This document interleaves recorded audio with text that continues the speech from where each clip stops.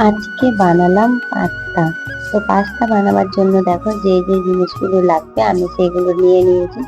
যেমন গাজর, beans, capsicum, রসুন, কাঁচা লঙ্কা, পেঁয়াজ এসব কিছু আমি কেটে নিয়েছি। তারপর দেখো একটা কড়াই গরম করে তার মধ্যে ডিম ভেজে নিচ্ছি। আমি আগে ডিমটা ভেজে নিচ্ছি। ডিমটা বেশ ঝুরি ঝুরি করে ভাজা হয়ে গেলে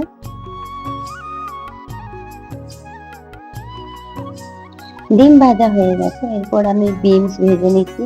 একে একে বিনস, ক্যাপসিকাম, গাজর সবকিছু ভেজে নেব।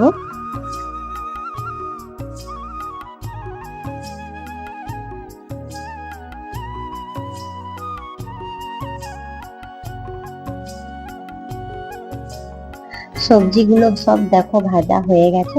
সবজি ভাজা হয়ে যাওয়ার পর আরো অল্প পরিমাণ তেল দিয়ে তার মধ্যে রসুন কুচি, পেঁয়াজ কুচি এই দুটোকে ভালো করে ভেজে নেব।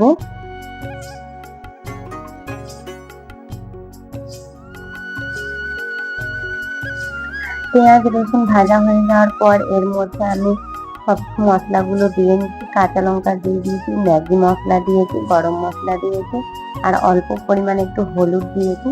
তারপর এর মধ্যে tomato sauce, soya sauce, vinegar আমি সবকিছু দিয়ে নিয়েছি।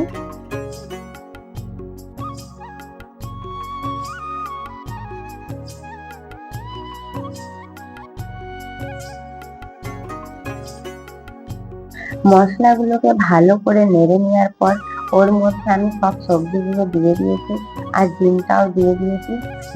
সেগুলোকে ভালো করে নেড়ে নিয়ে তার মধ্যে দেখো আমি সেদ্ধ করা পাস্তাটাও দিয়ে দিয়েছি।